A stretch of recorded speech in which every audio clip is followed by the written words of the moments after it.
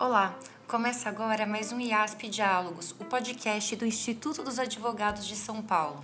Eu sou Naná de Souza e hoje trazemos um dos assuntos mais noticiados e debatidos ultimamente, a reforma tributária. Aprovada na Câmara dos Deputados, a PEC 4519 propõe a substituição de 5 impostos: PIS, COFINS, IPI, ICMS e ISS pelo IVA, Imposto sobre Valor Agregado. A nível federal, o CBS, Contribuição sobre Bens e Serviços, e, a nível estadual e municipal, o IBS, Imposto sobre Bens e Serviços, além da criação de um imposto seletivo sobre produtos nocivos à saúde e fundos para desenvolvimento. Nosso sistema tributário atual é extremamente complexo e a proposta dessa reforma é justamente simplificar e unificar tributos sobre bens e consumo. Mas qual o real impacto sobre a nossa economia? Por que a reforma, que é tão necessária em nosso país, tem olhares tão divergentes sobre ela? Para elucidar e debater sobre a reforma, temos a satisfação em receber Eurico Diniz Dessante, diretor fundador do Centro de Cidadania Fiscal, CECIF, think tank responsável pelo desenho intelectual da reforma tributária, PEC 45, professor e coordenador do Núcleo de Estudos Fiscais da FGV Direito São Paulo. Recebeu o prêmio Jabuti de Melhor Livro de Direito em 2008. É mestre e doutor em Direito pela PUC São Paulo. Karen Jureidine Dias, mestre e doutora em Direito pela PUC, advogada e professora, presidente da Comissão de Direito Tributário do IASP, e Suzy Gomes Hoffmann, advogada, mestre e doutora em Direito pela PUC São Paulo e diretora de comunicação do IASP. IASP Diálogos, o podcast do Instituto dos Advogados de São Paulo. Sejam muito bem-vindos. Suzy. Obrigada, Naná. É um prazer estar hoje mediando esse diálogos, né, que nós fazemos no podcast, não é um debate, são diálogos, e de um tema tão importante como a reforma tributária. E tenho o prazer de ter aqui dois grandes amigos, o Eurico e a Karen.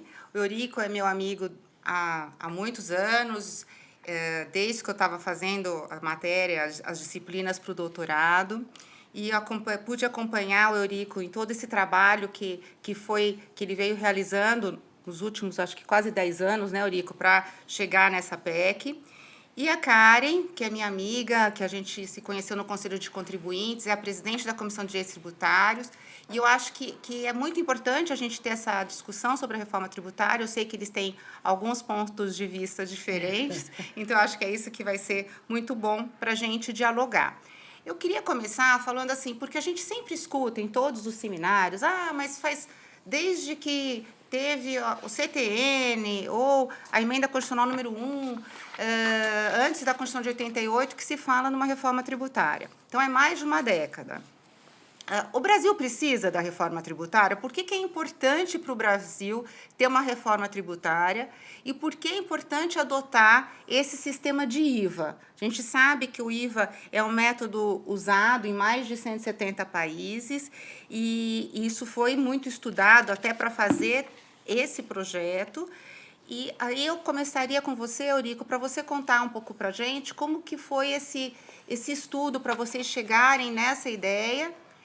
E o que você acha deste texto e o que vai ser importante para o Brasil, essa reforma? E depois a Karen rebate o que você Muito obrigado, Suzy, Naná, minha querida Karen. Muito bom estar aqui com vocês. O fato é que isso começou, Suzy, no meu processo docente, na verdade, na Fundação Getúlio Vargas. Eu comecei a ficar constrangido de ensinar direito tributário, que eu já não conseguia mais explicar um sistema que respeitava a legalidade, que respeitava a anterioridade, e que não funcionava, que eu não conseguia explicar como é que funcionava o ICMS-ST, não conseguia explicar mais o PIS/COFINS, cheio de regimes, e meus alunos ficavam perplexos com as minhas tentativas de explicar esse modelo. Então, eu acho que foi a sensação de um professor enfim, passou por várias experiências de mestrado e doutorado sobre o sistema tributário, vivenciar essa dificuldade de explicar o sistema tributário para os seus alunos. Então, ao mesmo tempo, a experiência que eu tive como professor me deu conta que o problema central do sistema tributário brasileiro é que tem várias fontes do direito, para usar um termo bastante técnico, não é? Eu tenho, potencialmente, não é, 5.700 municípios produzindo regras diuturnamente de ISS, 27 estados produzindo regras de ICMS, e a gente sabe que, na prática, não respeitam a legalidade. Eu faço por decreto, por portaria. Eu tenho um grande problema de legalidade dentro do nosso sistema, um PIS/COFINS hipercomplexo, que incide sobre ICMS e ISS, e um IPI que foi feito na década de 60. E, concretamente, acho que o nosso grande problema é o que se chama na literatura de Direito e Desenvolvimento, Path Dependence, é uma dependência da trajetória, que a gente instaurou um sistema lá atrás sobre o Imposto sobre o Consumo, que era o IPI, a Lei 4.502 de 64, e que foi a matriz do ICM, que foi a matriz do ICMS, que foi a matriz do PIS/COFINS, e que, na verdade, esqueceu o ISS, porque a época em que foi implantado o IVA no Brasil, foi o segundo país do mundo que foi implantado, junto com a França, o ISS nem compunha a base do IVA. Então, ficou separado. Então, a gente tem um sistema tributário que foi fragmentado entre indústria para a União, comércio para 27 estados e serviço para 5.680 municípios. E acho que a ideia, juridicamente falando, foi unificar essas fontes do direito numa só fonte, compartilhada pelos estados e municípios através da modificação da alíquota no destino, recriar a ideia de uma federação que não é mais um contra o outro, essa federação fratricida que nós temos, mas é todos trabalhando juntos para arrecadar da forma mais eficiente, repartir o bolo entre os entes federados e tratar bem o contribuinte, que eu acho que é uma nova concepção desse modelo. Então, a instauração de um novo modelo federativo, e, Karen, essencialmente, eu acho que é uma defesa em busca da legalidade. De um lado, quando eu trabalho a tributação para o destino, eu empodero o consumidor, que vai ver na nota fiscal quanto ele paga de tributo, então ele vai discutir nas eleições municipais, estaduais, federais, a carga tributária que ele paga, que não é pouca, e para os tributaristas, para os juristas em geral, é a reinauguração de um novo debate em ambiente democrático e de legalidade, que não aconteceu com a emenda número 18. A gente vai estar discutindo agora, enfim, um novo sistema tributário, a gente sabendo o que é não acumulatividade, a gente sabendo o custo das obrigações acessórias, a gente sabendo o problema que eu tenho com essa multiplicidade de tributos incididos sobre a mesma base, e, em especial, essa reforma ela está voltada não a aumentar a arrecadação, mas ela foi concretizada e foi pensada, eu encerro aqui essa intervenção, para melhorar o ambiente de negócios. Então, a gente podia começar com o imposto sobre a renda, que para alguns é mais justo, mas o fato que o imposto sobre a renda não causa tanto custo de transação, como causa para uma empresa imaginar que ela tem que pagar ICMS, PIS/COFINS, ISS, eles ficam perdidos com tudo isso. Então, a ideia foi estar simplificando, em especial para o setor empresarial, e essa medida ela busca, na verdade, uma concepção de dessetorialização do sistema tributário. A ideia é que um sistema neutro não incide nada sobre os setores, vai incidir sobre o cidadão consumidor. Eu sei que é um debate caro para o setor de serviços, porque a gente sabe que os preços relativos vão mudar para o setor de serviços. Mas, enfim, a transição é um preço para a gente conseguir fazer essa transição de uma forma tranquila, essa dessetorialização. E o Conselho Federativo é um outro elemento fundamental para que eu consiga ter uma entidade única, pensando de forma coordenada todo o sistema tributário. Então, é isso, é a minha primeira intervenção. Muito obrigado pela atenção. Bom dia, Suzy. Bom dia, Naná. Bom dia, Eurico. É um prazer estar aqui com vocês. Suzy é uma grande amiga, a gente debate junto esse tema desde que o Eurico começou a pensar nisso. Acho que a gente até teve nas primeiras reuniões do CECIF. Eu tenho a certeza da boa intenção do CECIF nessa proposta de reforma tributária, nesse pensamento sobre a reforma tributária, da seriedade do trabalho que foi desenvolvido, não tenho a menor dúvida disso, e acho que é um avanço. Nesse ponto, eu surpreendo até o Eurico, que a gente não vai divergir quanto ao avanço de se ter uma reforma. Eu não tenho a menor dúvida da necessidade da reforma e da complexidade do sistema. Tem alguns pontos apenas. Então, é bem verdade, a gente tem 27 legislações estaduais, né, para mais do que isso por estado, né, mas pelo menos 27 estados legislando muitas vezes de forma conflitante entre eles. Nós temos mais de 5.000 legislações municipais, municípios que não dão conta sequer de soltar sua própria legislação, a gente tem municípios que não conseguem nem avaliar a base de cálculo do IPTU dos imóveis e vivem, na verdade, apenas de repasse de fundo. Não tenho a menor dúvida disso. É uma legislação conflitante. Não me parece que o conflito seja em setor. Aqui é o primeiro ponto, né? O conflito é muito mais na questão arrecadatória. Quem é competente para arrecadar? É o Estado ou o município? É entre os Estados. Mas não é uma discussão sobre serviço e bem. A gente teve uma grande discussão sobre se é serviço ou se é bem nos casos de software, né? Basicamente nos bens imateriais. Mas essa é uma discussão que acabou e que ela é muito pequena frente ao que realmente traz a falta de segurança jurídica no país. A falta de segurança jurídica no país, ela não está sendo totalmente resolvida, a gente está deixando para a lei complementar esse debate, como a lei complementar já fez isso, a 116 já tentou fazer isso, que é, eu estou mandando para o destino, não tenho dúvida, qual é o local do destino? Eu vou ter sempre isso, porque eu posso ter passagens. Então, isso é algo... Mas eu não acho que isso é um problema da reforma, eu acho que isso é um problema realmente da lei complementar e que a gente vai ter que cuidar da forma em que essa lei complementar vai tratar isso. Dizer que eu não posso ter alíquotas separadas por setores, e eu não estou dizendo setor, eu estou dizendo por atividade. Posso, isso já está na PEC.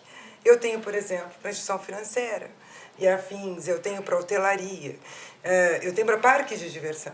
Né, que vai ter uma discussão que é parque de diversão. Né? O que eu preciso para ser um parque de diversão? O que eu preciso para ser uma hotelaria? Então, eu vou ter essas discussões, sim.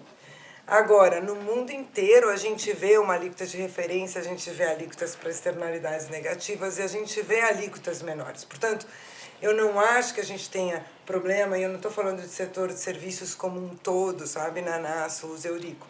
Estou falando do setor que trabalha com mão de obra intensa. E aí a gente vai conversar isso, que eu já sei que a gente vai trabalhar isso lá na frente, mas eu acho que é importantíssimo o avanço da reforma tributária quando ela pega bens de um modo geral, como a gente tem hoje para importação e não para o mercado interno. Ou seja, não importa se é mercadoria, se é serviço, se é bens, ela pega bens de um modo geral. Só cuidado, e isso precisaria estar na Constituição.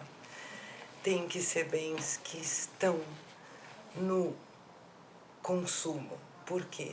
Porque eu tenho uma situação onde uma pessoa física está precisando de dinheiro e ela vai vender para outra pessoa física o seu carro usado.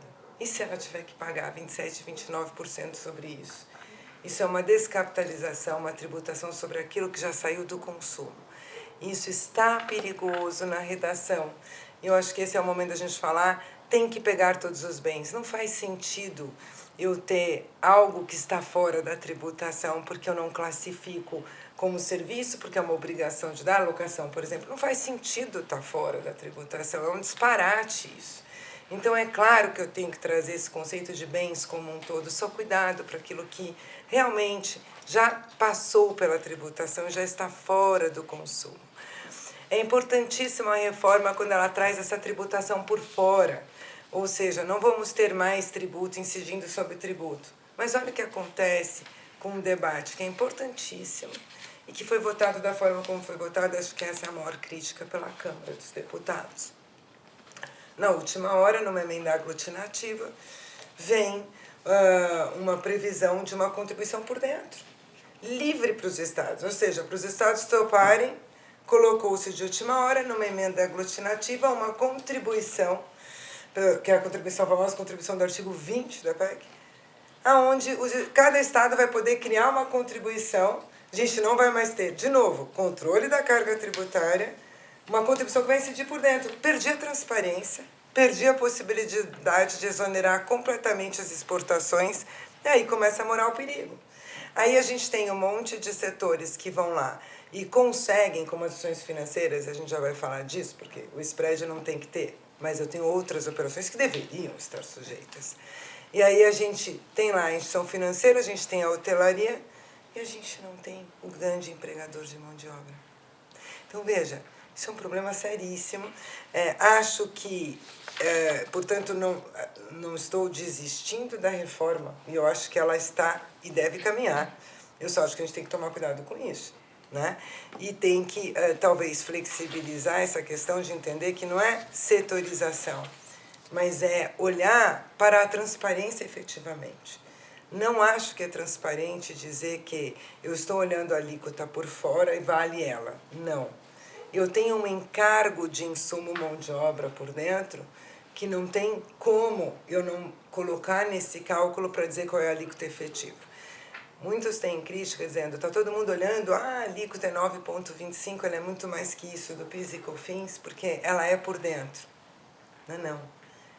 Eu não posso olhar só isso. Eu tenho que olhar para aquilo que não me gera crédito, para saber qual é a minha alíquota efetiva realmente, porque senão eu vou trazer distorções. A reforma ela é muito importante porque ela acabou com as distorções na indústria de um modo geral. A indústria onde mais tinha distorção, ela acaba com a distorção. Ela tira o IPI, que é um imposto caquético, que não faz o menor sentido, que não dava crédito de quase nada, que foi a inspiração da Receita para causar problema com PIS e COFINS, etc. Então é fantástico. Em 2027 não temos mais IPI. Está completamente certo. A gente não tem uma CPMF que impediria boas escolhas negociais. No âmbito federal, portanto, ela foi importantíssima. Eu tenho um pouco de dúvida dessa troca de base contra base que a gente tem no PIS/COFINS, para imposto contra imposto, sem a gente olhar para o aumento dessa alíquota. Porque quando a gente pensa no PIS/COFINS, a gente faz o cálculo de como se fosse imposto contra imposto. Não é, a PIS/COFINS é base contra base. E, por fim, Eurico, eu acho que a gente não é um momento na PEC, mas é na lei complementar a gente trazer uma responsabilidade fiscal também para as auditorias fiscais, né? Porque eu acho que podemos ter todo tipo de reforma e vamos continuar sendo um país de litígio se a gente tiver posturas como a gente viu, por exemplo, no PLR, no âmbito federal, nos insumos de PIS e COFINS, também no âmbito federal, no crédito do ICMS, eu gloso um crédito no Olha Meu Saldo Credor, no estado de São Paulo, no município que está querendo cobrar retroativo a publicidade. Então, isso é uma postura que também é errada e que gera litígio. Eu acho que é responsável pela maior parte dos litígios, não só a ambiguidade da nossa legislação fiscal. Isso a gente precisa trazer. Basicamente, isso. Bom, aproveitando essa introdução que vocês dois colocaram, Eurico, quando eu me lembro, a gente discutiu várias vezes, fui até o CECIF, teve várias rodadas lá na GV, vocês eram muito categóricos que não deveria haver nenhum tipo de regime diferenciado ou diferenciação de alíquota. A votação na Câmara foi uma votação que eu entendo que houve como hoje é o nome, uma janela de oportunidade, né? E aí foi colocado em votação e o texto entrou trazendo regimes específicos, diferenciados, favorecidos, né? Ou seja, uma previsão de alíquotas diferentes, por exemplo, para a cesta básica, que vai até ser alíquota zero, alíquotas reduzidas para alguns setores, e um regime efetivamente diferenciado, por exemplo, para o banco, mas já alertando, as instituições financeiras não é para tudo que elas fazem. A própria APEC esclareceu quais são esses serviços. Mas como é que fica isso, né? O próprio Ministério da Fazenda já mostrou, olha, se passar com todos os regimes diferenciados, a alíquota vai ser maior.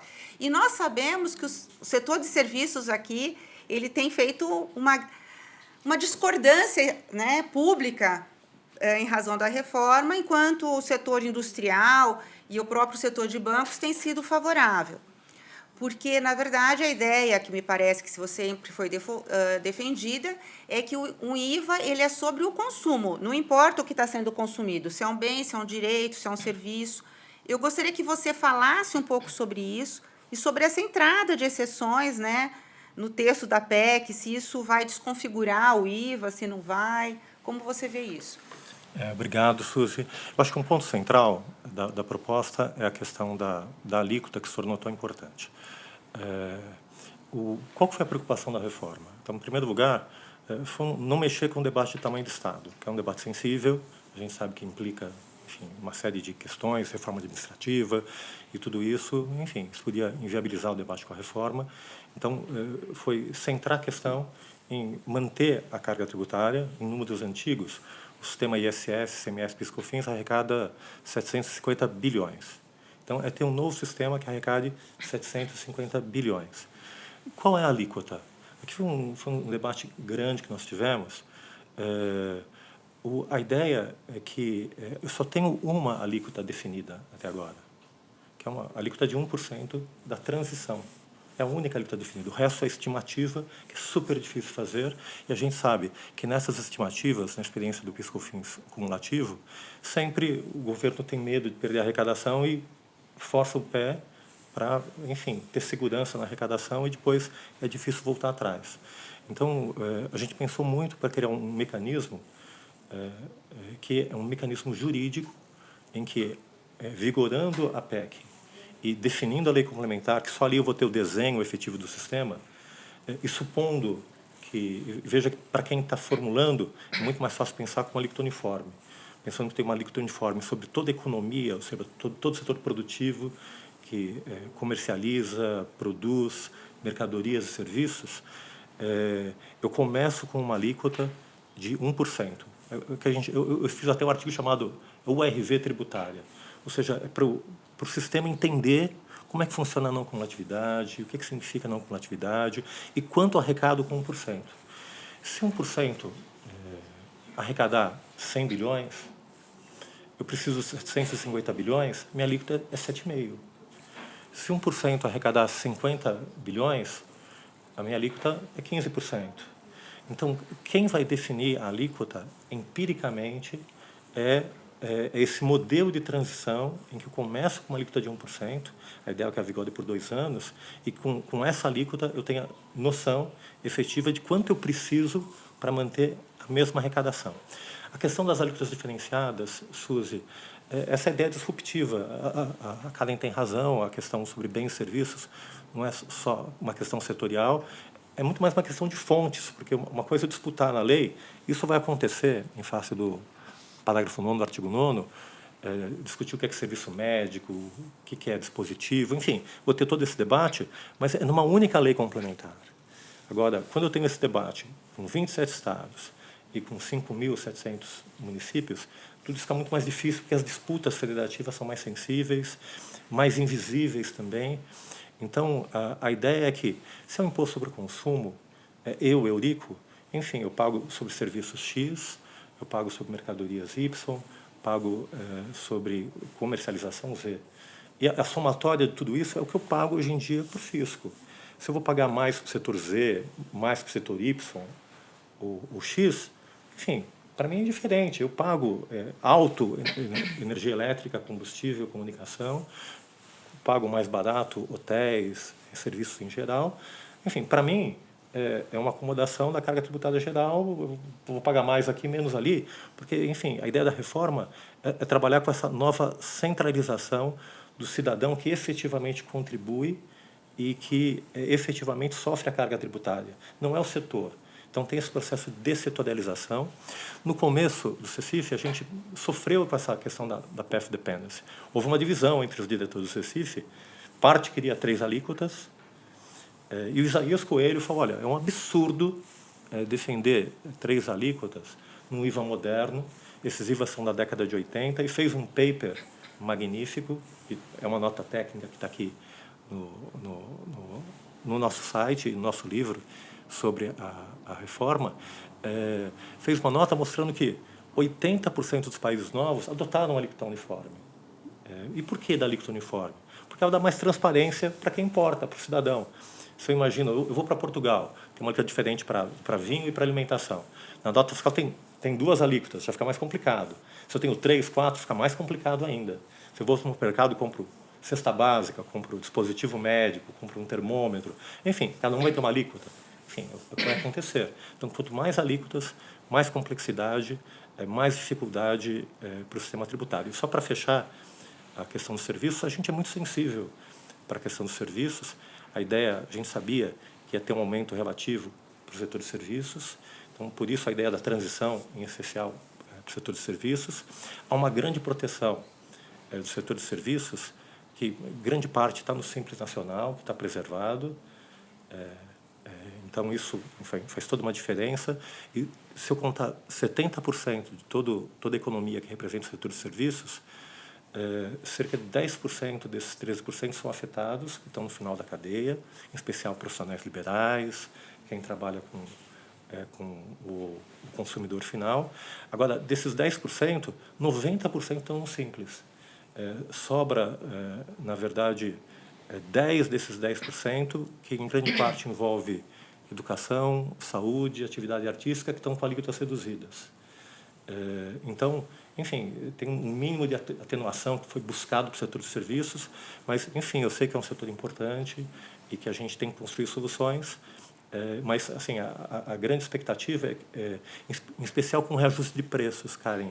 Eu estou sensível com meus amigos advogados também, que tentam repassar o preço já nas faturas e têm dificuldade em face dos clientes. Mas, enfim, isso é agora, que nem passou a reforma. Enfim, com a transição, acho que vai ficar cada vez mais claro que eu não estou pagando para o advogado, não estou pagando para o prestador de serviço mais 25%. Estou pagando para o fisco e não estou pagando 25%, estou dando crédito de 25%. Quem vai pagar é o consumidor final, no final do dia. Querido Eurico, aqui reside nossa maior divergência. Porque, olha só, eu sei que a gente começa com uma alíquota de 1%. A gente tem que pensar que essa reforma, ela veio para ficar. É isso que faz sentido. Eu estou mudando a Constituição Federal. Eu não fico mudando e desmudando a Constituição Federal. Portanto, ela veio para ficar e a previsão é que esses 1% deixam de ser 1% e passamos a tributar tudo. Quando a gente pensa, olha, IVA alíquota única, eu tenho dificuldade de entender. A gente vai para a Europa, a gente tem sim alíquotas diferentes, a gente se inspirou no modelo da Rita, inclusive, que tem alíquotas diferentes. Não é uma questão, de novo, de setorialização, é exatamente o que você falou. A gente vai ter um problema de classificação do que é aquela atividade, porque nós já temos alíquotas diferentes. Vamos lembrar, cada estado vai dar sua alíquota, cada município vai dar sua alíquota. Temos milhares de alíquotas nisso já. Milhares não, centenas de alíquotas nisso já. Karen, assim, não é possível ter milhares de alíquotas? Centenas, dezenas. Não é centenas, porque a alíquota do município vai de 0% a 3%, enfim, você consegue imaginar 100 alíquotas diferentes, 0% a 3%? A média entre... Estou negociando com o estado, com o município, estou mandando para o destino no município X e estado Y. Já tenho diferença ali. A conjunção de município e estado, cada estado, conjunção com seus municípios. Eu, no final, vou ter alíquotas, sim, diferentes, eu já tenho. E aí eu tenho 2 sistemáticas na PEC. Eu tenho a sistemática das alíquotas reduzidas, e aí eu tenho agro, tenho tudo isso com 60% a menos, então eu já tenho... Por isso, o agro resolveu a vida a princípio. E aí é a setorização. Eu vi que ali eu ia ter problema. A agro eu tive 60%. E aí eu já tenho as alíquotas também as alíquotas não, tenho alíquotas reduzidas, eu tenho os regimes específicos, aonde entra a instituição financeira, onde entra a hotelaria, etc. Então, Eurico, dizer que não estou olhando para o serviço e para uma alíquota diferenciada pelo uso intensivo da mão de obra, porque eu quero uma alíquota única, para mim não existe essa justificativa. O que existe aqui, para mim, é exatamente o que você falou. Tenho tantos bilhões de arrecadação. Eu preciso manter esses bilhões. E aí, todas as reduções que eu dei, inclusive para as instituições financeiras, para a hotelaria, para parques de diversão, todas essas reduções que eu dei vão impactar num aumento brutal de arrecadação para o setor que mais emprega no Brasil. Isto é um problema para mim, porque o nosso emprego realmente está no setor de serviços. Né? A gente já teve uma conversa, eu digo até com a Associação Brasileira das Empresas de Tecnologia de Informação. Basicamente, 80% do custo de insumo deles é mão de obra. É a empresa que mais emprega no país. Vamos começar a separar o debate entre, que até você falou dos advogados, eu não gosto de falar dos advogados, gosto de falar das sociedades uniprofissionais. Né? Então, vamos separar as sociedades uniprofissionais, que é uma situação muito diferente, e os setores de serviços como um todo, empresarial, porque sociedade uniprofissional não é empresarial. Então, vamos separar a sociedade uniprofissional e as empresas de serviços, como, por exemplo, de tecnologia de informação. Quando a gente pensa nas empresas de serviço, Eurico, e aí eu queria reportar a nota técnica do Ministério da Fazenda. A nota técnica do Ministério da Fazenda fala, olha só, a gente está mudando uma alíquota de 18%, porque ela pega o ICMS, mais 9,25% pega o PIS/COFINS não cumulativo, que dá 27,25%, mas ela é por dentro. Então, na verdade, essa alíquota, hoje, pelo estudo do Ministério da Fazenda por fora, ela é 34,4%, é o que o consumidor paga na média hoje. Tá bom. 34,4%. Alíquota nominal, considerando que ela incide sobre outros tributos. A alíquota efetiva, dependendo, é muito baixa, porque ela é sobre valor agregado, porque eu tomo crédito de tudo. É claro que eu um dia paguei isso por aqueles insumos e na ponta eu pago menos, porque ela vai incidir sobre o valor agregado. Só que no serviço não é assim. É 2% a 5%. Porque é o ISS, não é 18%. E o PIS e COFINS é 3,65%. Então, eu vou de uma alíquota de, no limite, 8%, para uma alíquota que a previsão da nota técnica era de 27%, se as reduções de alíquota fossem 50%. Elas estão em 60% já. Então, posso só perguntar uma questão aqui? Eu vi uma apresentação, participei de um seminário com o Eduardo Fleury. O Eduardo Fleury fez um levantamento, né, dessas alíquotas e desses valores efetivos.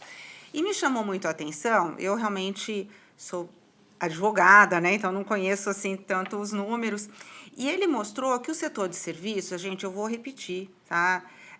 Quando eles estudaram a questão do setor de serviços, a maior parte do setor de serviços, como o Eurico colocou, está no Simples. E quando a gente fala que o setor de serviços e mostra que é um grande empregador, está aí toda a parte do serviço público, em que o empregador é o Estado, União, Estado ou município, que então não vai ter um aumento. Então, que, na verdade, esse impacto é um impacto bem pequeno, até porque a pessoa da classe média baixa, ela vai num dentista ou no profissional que está no Simples.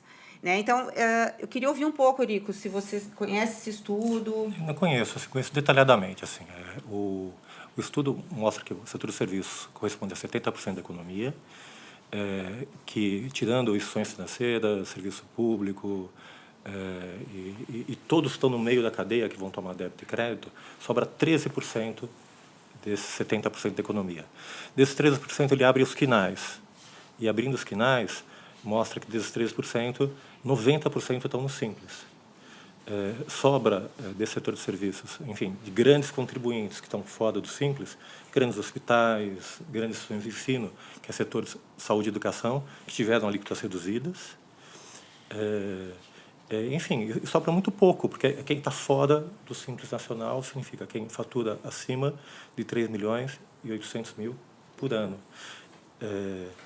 Então, só esse ajuste, enfim, eu acho que a gente está preocupado com o setor de serviços, e eu acho que a função da transição é justamente essa, de estar fazendo, enfim, saindo de um sistema altamente complexo, que a gente não consegue enxergar a carga tributária. Karen, quando você fala de 8%, assim, a grande dificuldade, enfim, muita gente está trabalhando com isso, é saber, enfim, o que é 8% cumulativo? Para uma construtora, enfim, ela está no ISS, ok, é 8%, mas o cimento, toda a mão de obra, assim, tudo que ela compra, enfim, ela está pagando... É que ela faz, né, na betoneira. Mas, assim, a gente tem...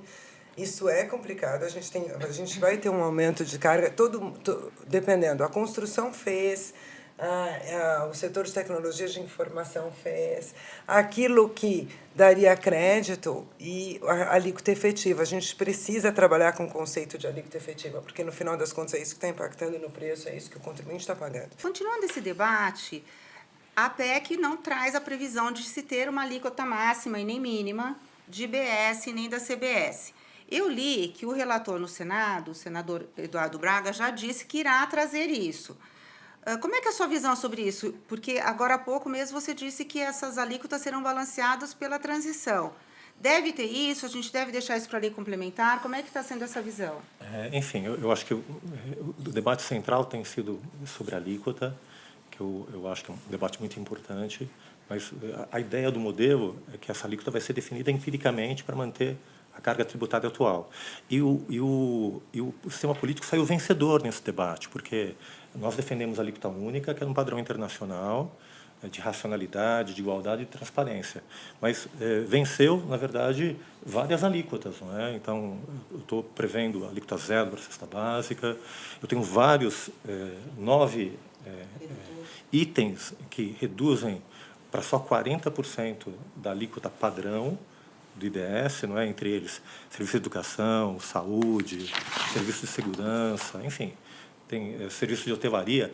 É importante distinguir que uma coisa é a alíquota reduzida, outra coisa são regimes especiais de tributação, que não implicam em alíquota reduzida. Implica na dificuldade que eu tenho, por exemplo, no setor de incorporação de imóveis, de trabalhar com a questão dos imóveis, a questão dos usados, enfim, tem que ter um regime cuidadoso para não ter sobretributação desses bens quando voltam para o mercado. E setor financeiro, que também a ideia é que não tem alíquota reduzida. Vou ter um regime especial, possivelmente no cumulativo, mas para ter a mesma carga tributária dos demais setores. Sobre a alíquota reduzida, sobre a questão da trava da alíquota, enfim, eu acho que é um debate central, mas no modelo original, do jeito que foi posto, a ideia é um resgate efetivamente da democracia e do protagonismo do efetivo contribuinte do imposto sobre o consumo, que é o consumidor final, pessoa física, que vai discutir nas eleições qual vai ser a alíquota específica do município dele, do estado em que ele mora, e qual vai ser a alíquota padrão da CBS nacional e do próprio IBS. E aqui tem uma coisa, acho que muito importante para nós, advogados, e me toca especialmente, é que nós nunca vivemos essa experiência. Enfim, a última reforma tributária aconteceu num ambiente não democrático. A gente vai ter, enfim, a PEC, que acho que todo esse debate sobre a alíquota, Karen, é super positivo. Eu acho que faz parte do sistema político. A gente defendeu um modelo ideal, sabendo que o sistema político ia temperar isso, e efetivamente temperou, com as questões da Zona Franca de Manaus, do agro, de cesta básica, saúde, educação, que ganharam seus regimes. Eu acho que o debate sobre o setor de serviços é muito legítimo, tem espaço para acontecer na PEC e na lei complementar. Agora, o importante, dentro desse debate, é a gente perceber, quando eu crio alíquotas específicas e regimes específicos de exoneração, eu aumento a alíquota padrão. A alíquota de 27% é em razão desses serviços que foram sendo agregados. Se eu mantiver só o Simples Nacional e Zona Franca de Manaus, era 20%. Então, cada vez que eu desonero um setor, aumenta a alíquota básica. Então, Suzy, para dar um encaminhamento para a resposta, a ideia implícita do modelo é que haja um limite dessa alíquota, mas ele é móvel e vai ser definido de forma informada em função da transição. E a ideia, Karen, não é entrar 1% e aumenta assim. A ideia é entra 1%, eu tenho uma base, depois eu tenho uma transição, por exemplo, de 5 anos, entra 20% por ano do novo IBS e sai e mantém 80% do sistema antigo para manter os benefícios, os regimes, preservar o setor de serviço em 80% com o regime atual. Depois eu migro para 40% do novo modelo e entra 60% e mantém 60% do outro modelo, que mantém a tributação, enfim, como é hoje. Então, tem uma transição suave para poder justamente organizar os preços, negociar os preços. Então, a ideia da alíquota, resumindo, é que ela seja construída democraticamente e que o debate sobre o controle da alíquota seja democrático. Mas, enfim, eu acho que a ideia de fundo é justamente ter um limite efetivo para a carga tributária, mas que seja móvel e debatido dinamicamente com a sociedade. Eu acho que a gente vai estar amarrado na PEC. A PEC, a gente está acostumado com uma Constituição garantista e legalista. E assim mesmo a gente tem problema. Eu tenho um pouco de medo, Eurico, de deixar tudo para um debate de lei complementar. O que a gente fez? A gente, na PEC, garantiu o Estado, de todas as formas. Então, a gente falou, nenhuma isenção, nenhum benefício, nada vai poder ser dado. Então, a gente garantiu a arrecadação na Constituição. Se a gente não está garantindo o debate realmente sobre a alíquota. O que eu acho? A gente tem algumas atividades, e voltando naquilo que a gente pode deixar aberto para discussão na lei complementar da possibilidade de regime especial, específico, justamente pela atividade. É o caso, por exemplo, de tributação da renda da sociedade, do profissional autônomo ou de alguns setores de atividade. E, para isso, a gente vai discutir a partir de uma trava que a gente precisa ter. Como hoje a gente tem essa trava de 2% a 5% no ISS, a gente deveria ter uma trava de uma alíquota máxima. A gente não precisa ter uma trava mínima, porque a gente já está começando num patamar altíssimo. Então, assim, a gente deveria ter uma trava para também ter algum direito garantido lá. Eu estou garantindo o Estado.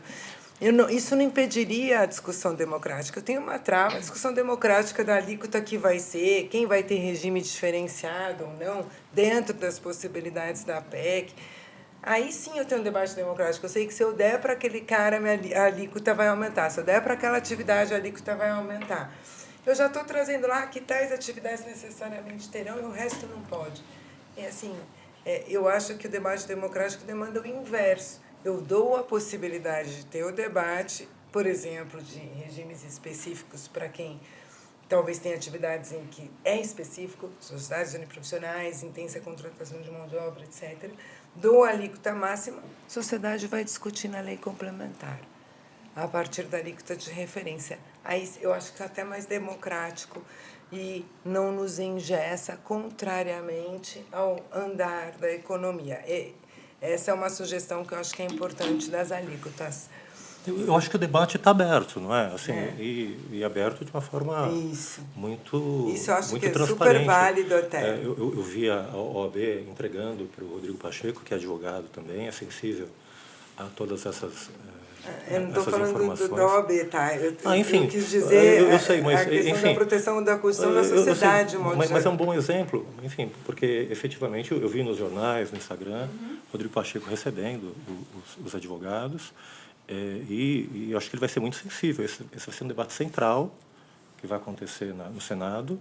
Então, o debate está aberto, não é? Eu acho que está aberto, é legítimo e está sendo considerado e muito a sério. Assim, a minha visão, esse é um dos focos centrais da reforma tributária. Mas aproveitando até também essas questões, assim, a Karen falou de trazer uma alíquota máxima e depois poder deixar uma possibilidade de regimes diferenciados para a lei complementar. Estão previstas, né, no mínimo, 4 leis complementares aí na PEC. Como é que vocês veem? Já existe algum projeto, anteprojeto de lei complementar?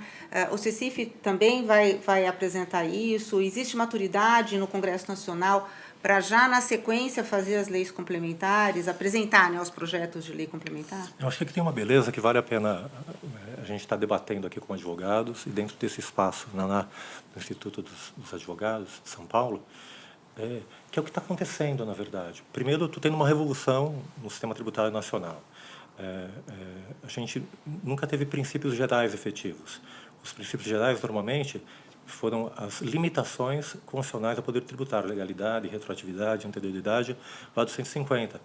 Esse novo modelo está instaurando para todo o sistema tributário uma preocupação. Enfim, uma definição que tem que se preocupar com a simplicidade, para o contribuinte que paga e recolhe tributos, tem que se preocupar com a transparência do modelo, e transparência significa muito mais do que a simples palavra transparência de informação, significa legalidade, publicidade, O seletivo briga com a transparência, porque é uma tributação por dentro. Nesse sentido, a abertura da Karen é super procedente. Do antigo artigo 20, não é? Na versão enviada para o Senado, igual ao artigo 19. Enfim, atribuir para os estados uma possibilidade de tributando produtos semi-elaborados. Eu vou afetar a exportação, vou afetar a cesta básica. Enfim, de todas as entrevistas que eu dei, todos são contra essa medida. Ela é absurda. Então, eu acho que todo mundo tá lutando contra isso. Agora, o fato é que, atualmente, hoje, a gente já paga essa quantia de carga tributária, não é? Ela só não aparece de forma transparente.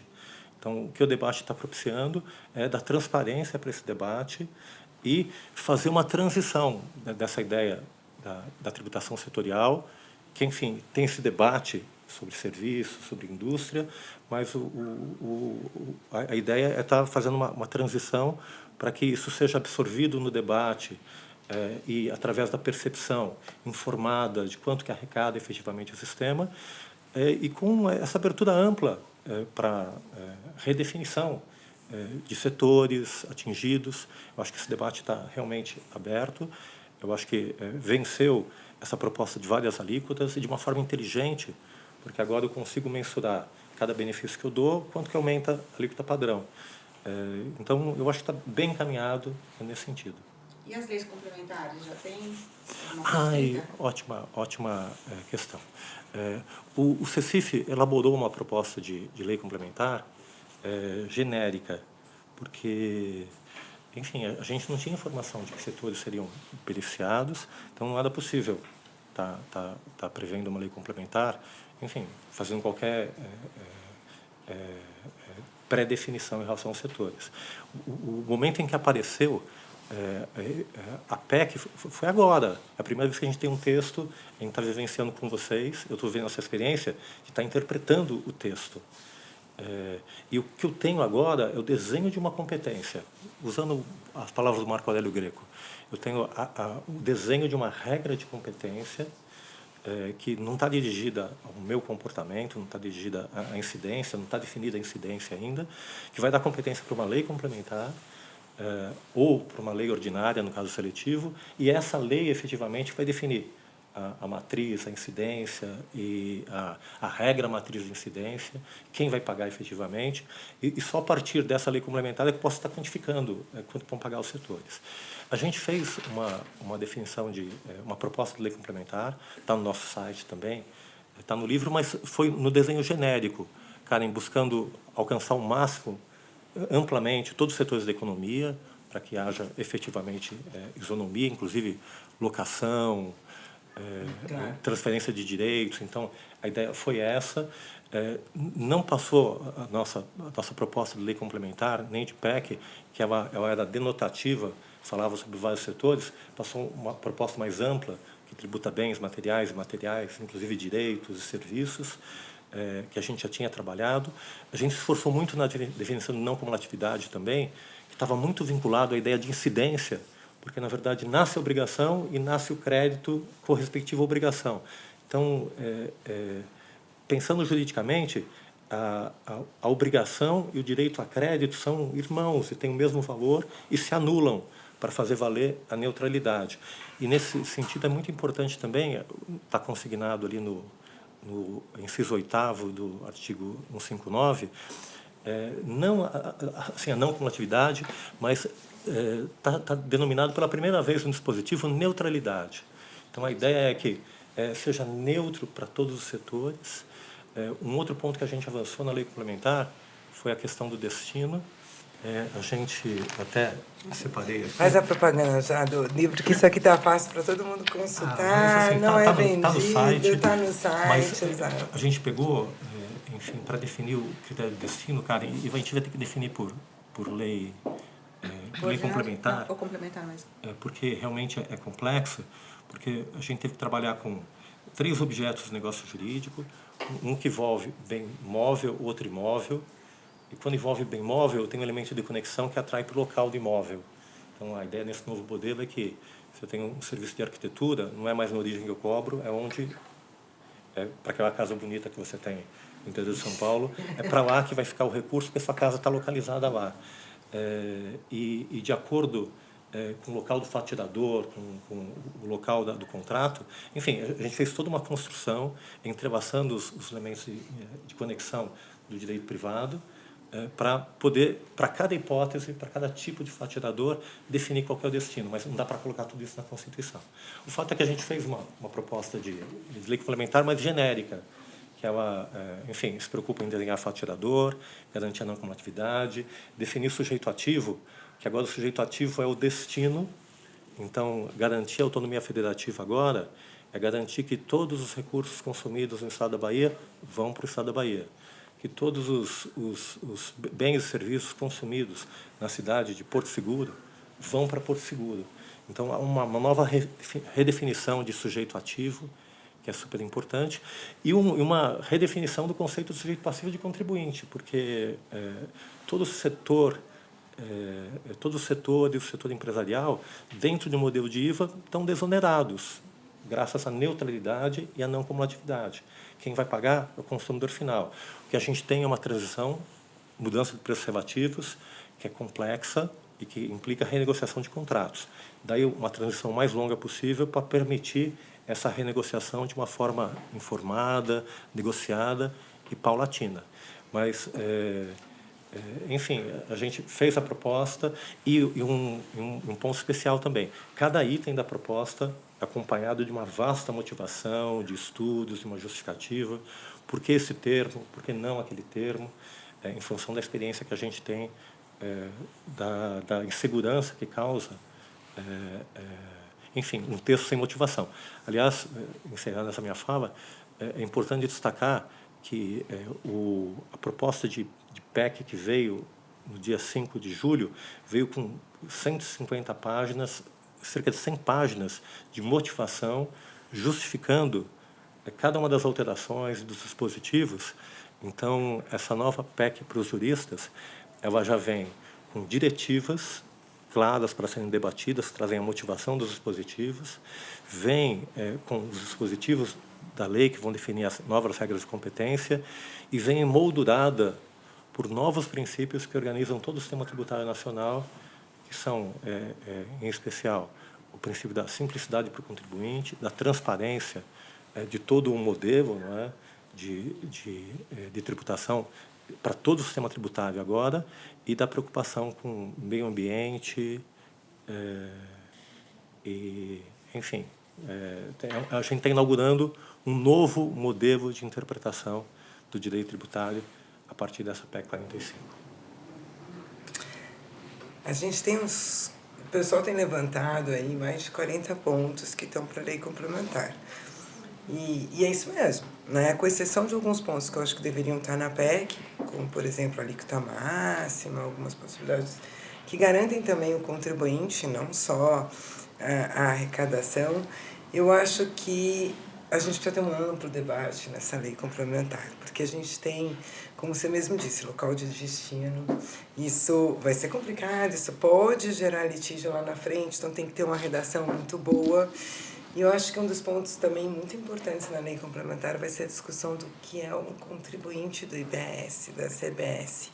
Se realmente uma pessoa física, porque assim, lá no final vai ser a pessoa física, né, que vai arcar, mas a questão é, se a pessoa física que não tem uma atividade empresarial for vender alguma coisa, ela vai ser contribuinte? Está me parecendo que sim, né? Como hoje, se eu vendesse, por exemplo, eu tenho uma caneta, eu estou vendendo uma caneta minha, eu vou ter que pagar PIS, COFINS, etc. Então, a gente vai ter que entender isso, até para saber se também é um profissional liberal que decida trabalhar sozinho, sem mais pertencer a uma sociedade, porque vai ficar bem mais barato para ele, aquele pequenininho, etc., se ele vai ser contribuinte também da CBS, do IBS, mesmo sendo uma pessoa física. Então, isso tudo vai ser importante, porque isso vai estar na lei complementar. E um outro detalhe que eu acho que a gente não pode esquecer, e que está sendo levantado como um ponto fundamental, e eu acho que é um ponto que pode ou não comprometer o sucesso da própria reforma, é a questão do tributo pago, Eurico. Isso é bem importante. Não sei se isso foi uma exigência dos estados, mas é a questão, e isso ficou para a lei complementar, em que hipóteses ela vai exigir que o meu crédito, veja, se eu tenho uma alíquota tão alta, o crédito se torna extremamente importante. O meu crédito está condicionado à verificação de que o anterior da cadeia pagou. Não é que o imposto incidiu, o anterior da cadeia pagou. Isso está para a lei complementar, isso depende de muita maturidade para conversar isso, que esse é um ponto assim, crucial. Tenho até medo dele estar com essa possibilidade na PEC. Isso é bem importante. Imagina, o Estado está falando o seguinte, você só toma o crédito se eu já recebi o dinheiro. E a gente tem uma alíquota de, sei lá, 27%, 29%, e a empresa que é de médio porte, não é grande, não tem tanto dinheiro, vai ter que antecipar um tributo desse tamanho, sem ter tomado o crédito, num país que, diferentemente da Europa, a gente vende a prazo.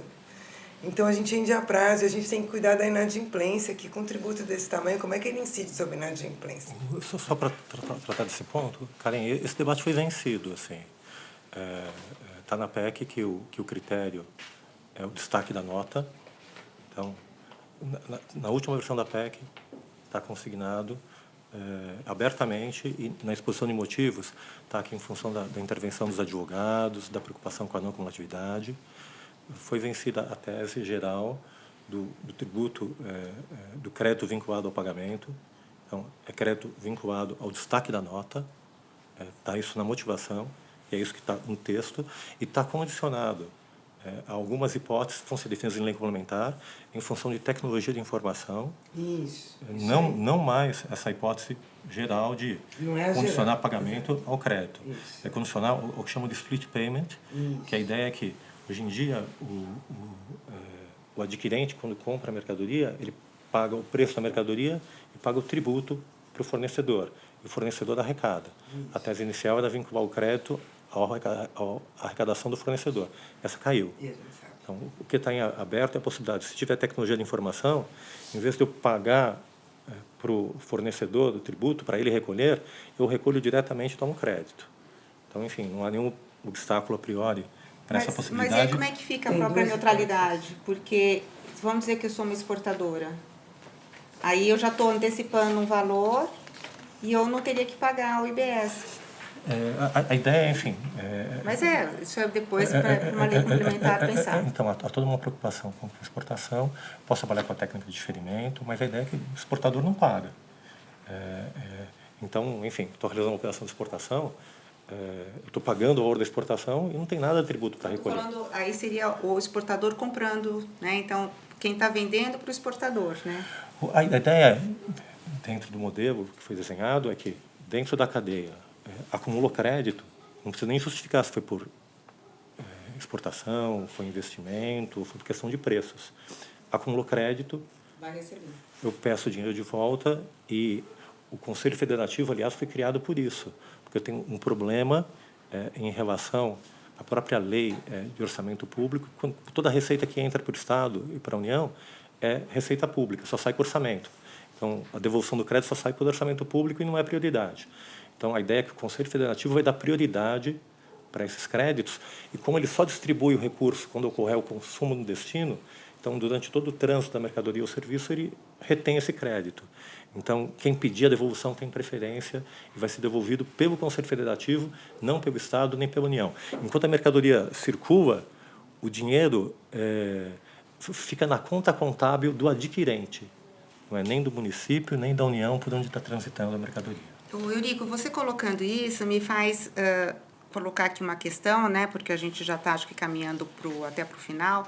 Mas, assim, o projeto está em mãos do Senado, mas a gente ainda escuta muitos advogados, muitos professores, juristas, falando essa PEC fere a autonomia federativa, em especial em razão do Conselho Federativo, que você acabou de colocar. Então, eu queria que vocês até colocassem... Eu tenho assistido muitos seminários e tudo mais, vejo que agora já diminuiu bastante toda essa questão, alertando que poderia ter, são poucos os que ainda falam que poderia ter aí uma afronta ao princípio federativo. Karen, essa é uma questão central, assim, que eu me sinto muito responsável por ela, enfim, como jurista do CECIF, e essa foi a questão central interessada desde o começo. Como fazer uma proposta de reforma tributária sem ferir o Pacto Federativo. Todas as propostas de reforma tributária que foram feitas até hoje sempre tiveram esse problema central. E sempre tiveram esse problema político muito exposto. Os maiores veto players das outras reformas foram justamente os estados e os municípios, que nunca concordaram com a reforma. Pela primeira vez na história, a gente teve uma unanimidade no Concefaz, que mudou com a eleição, mas a gente teve São Paulo, através do governador, apoiando a reforma. Isso foi ressaltado muito no Congresso Nacional, pela Assembleia, pelos deputados. Então, acho que tem um novo desenho em que, em primeiro lugar, pragmaticamente, essa reforma só passou porque eu tenho o apoio da maioria dos estados, que não suportam mais o ICMS, não tem como administrar mais o ICMS, perderam a base do ICMS em razão da guerra fiscal. E eu tenho apoio da maioria dos municípios. Eu tenho uma resistência dos grandes municípios, com medo de perder a arrecadação e do ISS, muito justificada, que é resolvida pela transição, mas, enfim, que seja um debate legítimo, mas eu tenho o apoio da Confederação Nacional de Municípios, que retrata mais de 5.000 municípios. Então, em primeiro lugar, a reforma está passando porque eu tenho o apoio de toda a federação para instaurar um novo federalismo cooperativo. Então, eu teve um novo desenho dessa federação. E, juridicamente, qual foi a nossa preocupação? Primeiro, foi para criar um federalismo cooperativo, foi criar unicidade na diversidade. Então, foi criar uma única lei complementar, que vai ser compartilhada por todos os entes, e o texto da Constituição fala justamente dessa ideia, é uma lei complementar, que não é nem do Estado nem do município, é compartilhada pelos estados e pelos municípios. Então, é um único texto compartilhado de lei complementar, e que garante a autonomia de cada ente para definir a sua alíquota, ou seja, permite uma descentralidade que, no destino, vai em Porto Seguro, na Bahia, a população de Porto Seguro vai definir, por lei ordinária, quanto eles vão pagar o seu consumo de serviços e mercadorias. A população do Estado da Bahia vão definir quanto eles vão pagar sobre o consumo dentro do Estado da Bahia. O que é autonomia? A autonomia vem do grego auto, e nomia é norma. Na verdade, é autorregulação. Kelsen disse que não tem autonomia do direito, porque todo direito é capacidade e competência. O que acontece no nosso sistema federativo atual? Os estados guerreiros abrem mão da sua autonomia para deixar de exercer sua competência, para não tributar, ou seja, ele compromete a sua capacidade tributária, a sua competência tributária para deixar de tributar certos produtos, para atrair produtos de outros estados que veem sua autonomia ferida por terem parte da sua capacidade arrecadatória sendo subtraída pelo não exercício da autonomia de outro estado. Então, na verdade, eu tenho um cruzamento de não exercício de autonomias. O Estado competente deixa de exercer a autonomia e fere a outra autonomia. Então, efetivamente, o modelo que fere a federação, o sistema federativo, é o sistema atual vigente, que cria também esse problema, que não é setorial, mas essa disputa de base entre municípios, serviços versus mercadorias, Estado, que cria um contencioso absurdo. Então, dentro desse novo modelo, todos vão estar tributando juntos, através de uma única lei uniforme. Eu crio unicidade através de uma lei uniforme e crio diversidade através da possibilidade de cada ente não se referir a mercadorias específicas, ou seja, todas as mercadorias vão estar definidas na lei complementar, o que é cesta básica, todos esses itens vão ter que estar definidos lá. Foi uma opção, está sendo uma opção do legislador constituinte, e cada um vai definir no seu destino qual vai ser a sua alíquota para cada um, enfim, desses, vai definir sua alíquota padrão, porque definindo a alíquota padrão, eu defino a alíquota reduzida de 40% e a cesta básica desonerada. A gente já tem o CONFAS, quer dizer, eu não entendo que o Conselho vá ferir o Pacto Federativo, acho que a gente já conversou isso, que a gente talvez precise para evitar qualquer afetação ao Pacto Federativo, é que realmente os direitos e deveres, a forma que vai coletar esses votos, esteja na Constituição, porque é a Constituição que estabelece o Pacto Federativo e a forma como os estados e os municípios vão se tratar. Então, assim, a gente vai ter uma lei complementar para esse conselho. Esse conselho vai ter milhares de funções, ele vai ser vinculante à norma, ele vai dar interpretação vinculante, ele vai fazer as compensações, né? Então, assim, isso tudo vai estar na lei complementar. Mas a forma como os estados vão decidir as votações sobre aquilo que vai vincular, sobre como vai ser feita essa repartição, essa compensação, por exemplo. A maior briga, eu acho que o maior problema no Pacto Federativo não é bem serviço, acho que o maior problema é o local onde é devido. E aí, o que vai acontecer? Isso vai continuar, porque eu vou continuar com o que é o destino, eu vou ter sempre essa discussão. Mas não tem mais origem, não é, Karen? Isso muda muito. Não muda, vai facilitar, não estou discutindo não, Eurico, só estou falando assim, a gente destino. vai... Não estou discutindo, não tenho a menor dúvida. Eu só acho que a forma como ele vai tratar isso, como eles vão decidir, para a gente não ter para a gente minimizar essa afetação ao federalismo, eu acho que deveria estar na Constituição, na PEC, e talvez o Senado acho que está pensando nisso, de como vai ser essa tomada de decisão nesses assuntos, ou seja, o que vai precisar e o que vai ter a maior representatividade da população, por exemplo, no município de São Paulo. A representatividade dele deveria ser uma representatividade importante, porque ele está falando, a gente está falando de um percentual muito grande da população. Então, esse percentual da população tem que impactar. Pode falar. Deixa eu complementar. Esclarecer, na verdade, eu queria até isso, né? O grande instrumento de coordenação federativa que foi criado é justamente o Conselho Federativo. Esse nome foi dado pelo CONCEFAS, numa proposta desenhada pelos 27 estados, chamada PEC Brasil Solidário. Então, foi uma preocupação dos estados ter um conselho, um ente que possa estar repartindo os recursos e garantindo a arrecadação deles. Então, esse é um debate federativo que está acontecendo já faz tempo, já faz anos está acontecendo. Então, o que entrou na PEC foi justamente o resultado desse debate e junto com a preocupação dos municípios. Se não houvesse o Conselho Federativo, os municípios vetariam a PEC. Claro. Porque, para os municípios, é fundamental ter o Conselho Federativo, porque mesmo em operações interestaduais, eu mudo a sujeição ativa do município. Então, é muito importante que essa distribuição de recursos não seja feita pelo Estado. Os municípios não ficam seguros em relação a isso, mas que tenha um ente nacional que os represente e possa cuidar dessa garantia da autonomia do exercício da competência pelo destino, seja ele município, seja ele Estado. Então, é para isso que existe e por isso foi desenhado o Conselho Federativo. A questão da representatividade, Karen, o desenho original do CECIF foi por população, que a gente achava que era o critério mais legítimo. Enfim, um voto para cada habitante do Brasil dentro das 3 esferas.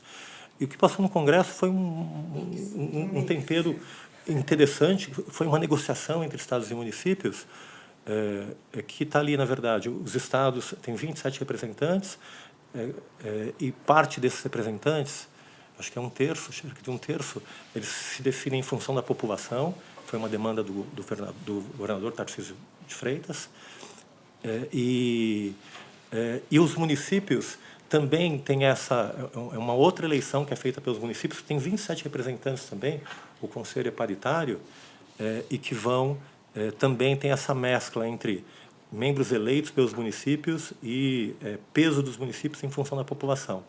Então, esse é um debate cuidadoso que está sendo feito no Senado, interfederativo, importante, que já está acontecendo. Mas acho que é importante destacar, falando do Pacto Federativo, Suzy, é que essa é uma reforma, na verdade, da federação. Quem está propondo essa reforma são os estados, centralmente. Grande parte dessa reforma retrata a PEC 110, que foi de autoria dos estados, a partir do debate da PEC 45, que os municípios entraram fortemente apoiando isso em função dos interesses, e 95% dos municípios ganha com a distribuição de receitas da reforma, e os demais, que são perdedores, enfim, envolve as grandes capitais, em especial e os grandes municípios, são compensados em função de fundos e do próprio Conselho Federativo, que vai garantir a arrecadação deles numa transição por mais de 50 anos, que foi condição sine qua non para apoiar a reforma tributária. O fato que eu posso dizer que essa é uma reforma tributária cidadã, porque efetivamente ela envolveu 10 anos de debate, uma compreensão da questão do setor empresarial, que queria e quer, centralmente, não é redução de carga tributária. Eles têm clareza que ele passa isso pelo consumo, que eles pagam efetivamente imposto sobre a renda, contribuição social sobre o lucro, tributação sobre o patrimônio. Mas o que eles querem é segurança jurídica para poder empreender, investir no Brasil, e com essa sensibilidade de compreender os estados, as suas peculiaridades e dar voz para os estados. Eu acho que essa é uma reforma muito proposta pelos estados, em especial pelo Concefaz, muito negociada com os municípios, muito negociada com a sociedade em geral, e que vai trazer assim uma oportunidade incrível para nós, assim, que é essa vivência de estar instaurando uma lei complementar, discutindo o fato tirador, discutindo o sujeito ativo, o sujeito passivo. Eu acho que é importante colocar travas na Constituição. Acho que o debate está aberto para a gente tomar cuidado em relação a isso. Mas é importante destacar que essa lei complementar, ela sim vai estar tendo um debate amplo com a sociedade, e vai trazer para nós, advogados, um papel muito importante, que é discutir cada termo para garantir segurança jurídica, a partir de todo esse aprendizado que a gente teve, né, do que deu certo e o que não deu certo. Bom, acho que partindo agora para o final, né, acho que um debate tão rico, eu acho assim que vem muito nessa proposta, principalmente da PEC 45, esse tema da simplificação do sistema e tal. Mas uma coisa que acaba pegando, e a própria PEC traz, falando que teria que vir já um texto sobre o imposto sobre a renda, a reforma do imposto sobre a renda, é assim, quando a gente para e pensa, né, que de acordo com o ranking, o Brasil está no 8º lugar de país com maior desigualdade. O que a gente teria que fazer? Assim, essa reforma tributária, ela optou pela questão da cesta básica, vai ter também a questão do cashback, mas, assim, vocês acreditam que a redução da desigualdade vai ser, que a gente tem tanto no Brasil, vai ser só na reforma do imposto sobre a renda? Eu vou colocar assim, o desenho que a gente pensou assim, desde o começo, até na opção, no debate que a gente teve no começo do CECIF, no que a gente vai focar, imposto sobre a renda ou na tributação sobre o consumo.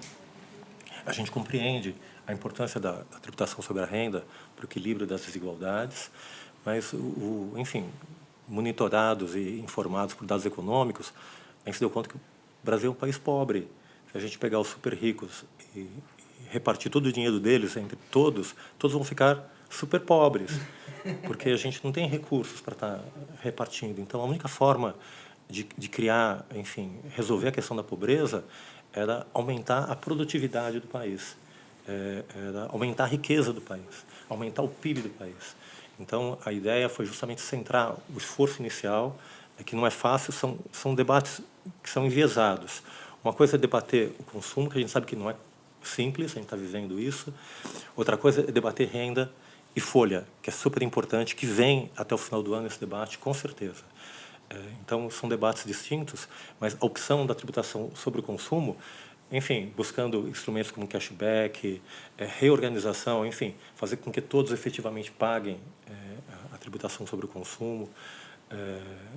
Então, tudo isso faz com que a carga tributária, enfim, vou manter a carga tributária, mas eu consigo equilibrar melhor a carga tributária, tornando a tributação sobre o consumo, que é regressiva, menos regressiva. Mas a preocupação central da reforma sobre o consumo foi justamente melhorar o ambiente de negócios e criar expectativa e esperança de desenvolvimento do país, que já começou. O Brasil já ganhou grau de desenvolvimento logo que foi aprovada a reforma tributária, já ganhou esse reconhecimento, foi citado especificamente no relatório a reforma tributária que se iniciou, e que é importante que se diga que não é uma reforma tributária desse governo. É uma reforma tributária que nasceu na sociedade, aliás, nasceu no núcleo dos estudos fiscais da Fundação Getúlio Vargas, e o nome era Nossa Reforma Tributária. Você lembra disso? Que a ideia é que não vamos esperar o fisco fazer a nossa reforma. Somos nós que pagamos, nós vamos propor um modelo de reforma pensado, discutido, sempre vale a pena discutir mais, não é, Karen? Porque sempre tem espaço para discutir mais e a gente sabe da infinidade. De forma construtiva, mas a gente precisa, né? Algumas questões que é o momento, né? É um momento, enfim, eu tô me sentindo ouvido. Enfim, nós, não é? Eu acho que e tanto que o debate reverberou. A questão da cumulatividade foi um exemplo assim de como a fala dos juristas repercutiu expressamente no Congresso Nacional. A questão das várias alíquotas que foram definidas, em especial para o setor de serviços, saúde, educação, segurança nacional, repercutiu dentro da PEC também.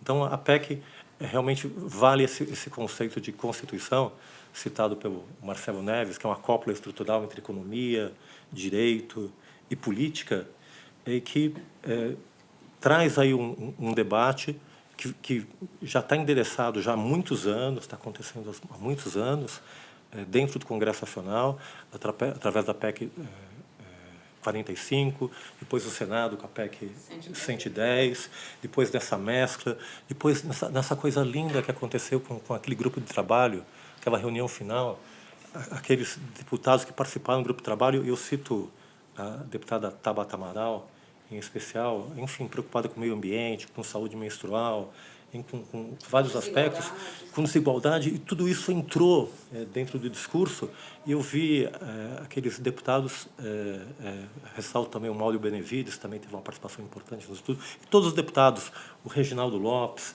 todos saíram iluminados dali, como titulares da proposta da reforma tributária, que foi uma proposta que surgiu ali com o Rodrigo Maia, e foi encabeçada pelo adversário dele, de forma brilhante, pelo Arthur Lira, que, enfim, entendeu que essa é uma reforma, não é de governo, é de Estado.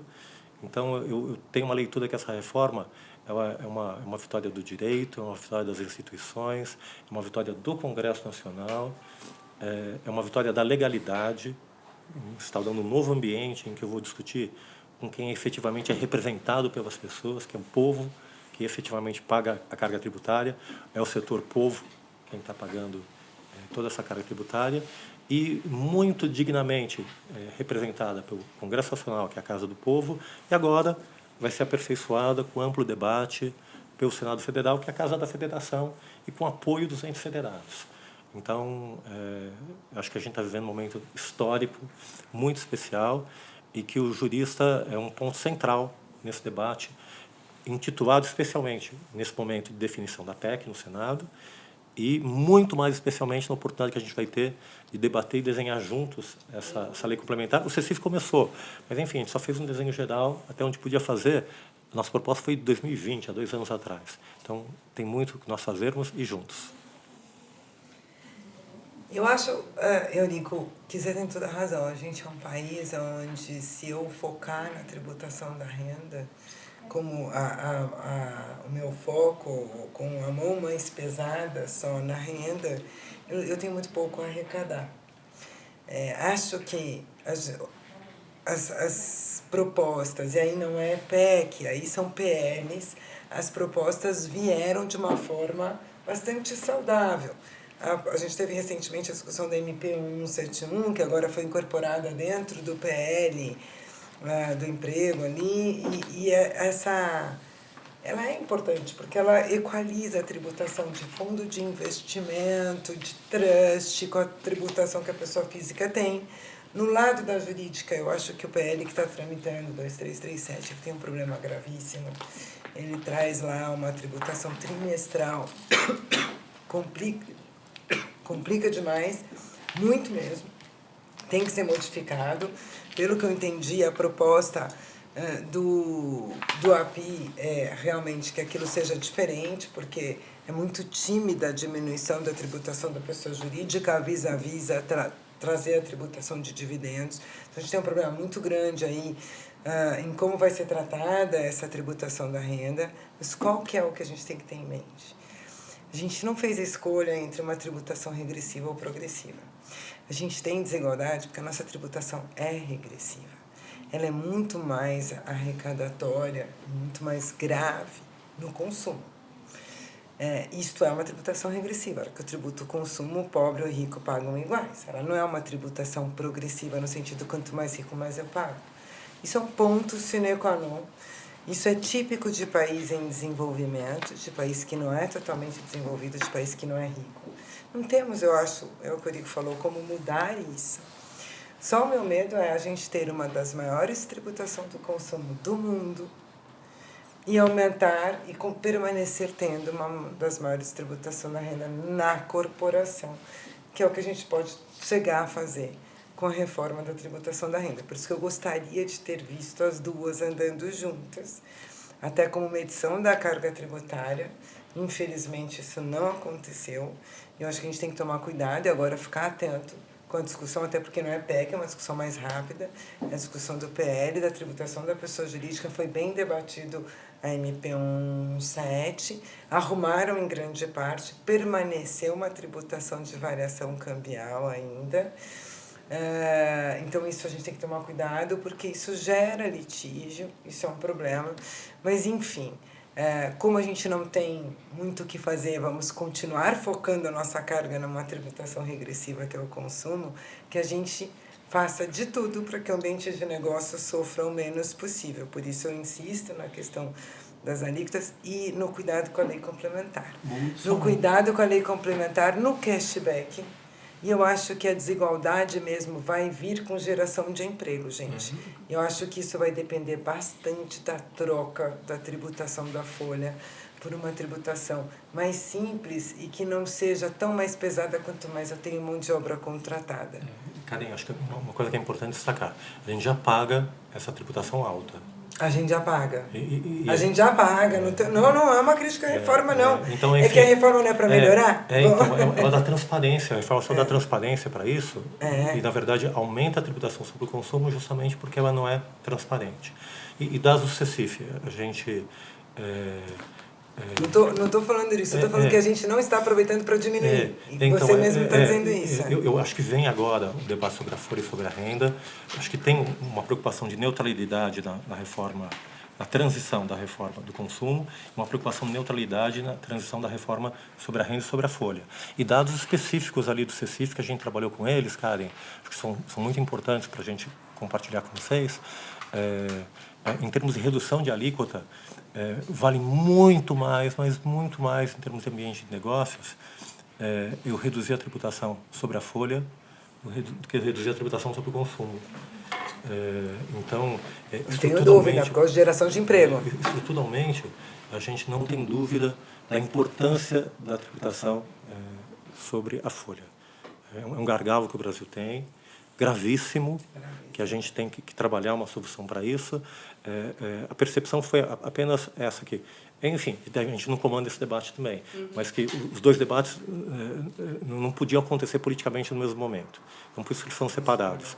Mas eles são conectados, obviamente, e a gente tem perfeita noção da importância que tem para o desenvolvimento nacional, para emprego, para riqueza, a redução da tributação sobre a folha, encontrando outras bases. A questão é que vou ter que encontrar outra base para manter a arrecadação. Sim, difícil saber mas sobre que base não onere a escolha da tomada do serviço contratado, né? Para a gente não ir para a terceirização, para a informalidade, etc. Eu acho que a proposta de todos é um sistema tributário mais neutro possível. Que, enfim, os modelos tributários não interfiram nas escolhas negociais, econômicas e empresariais. Exato. Bom, acho que assim chegamos ao fim dessa nossa gravação. Eu acho que o tema aqui foi muito discutido e mostra a riqueza que é toda essa questão da reforma tributária. Eu acho que vamos ter que fazer outros podcasts, né, para depois do Senado, com as leis complementares. Eu quero agradecer imensamente o Eurico, a Karen, que estiveram aqui conosco, ilustrando e iluminando aqui esse debate, Naná, por coordenar toda a equipe da Avocar, que fez aqui, preparou tudo isso, e que tomara que renda bastante ibope, né, que muita gente escute, para que a gente possa... É um momento de um debate, de uma participação efetiva de toda a comunidade jurídica, especialmente, para a construção de um novo sistema tributário no Brasil. O O IASP existe há 148 anos e tem como objetivo principal promover o aprimoramento do estudo e da prática da ciência jurídica através da elaboração e exame de projetos de lei, promovendo cursos, seminários e congressos. Nosso programa IASP Diálogos termina aqui. Em breve teremos mais um episódio. Não deixe de seguir nosso site e redes sociais. Lá você poderá acompanhar toda a nossa produção. Até nosso próximo programa. IASP Diálogos, o podcast do Instituto dos Advogados de São Paulo. Pensando as ciências jurídicas e aproximando o direito à sociedade.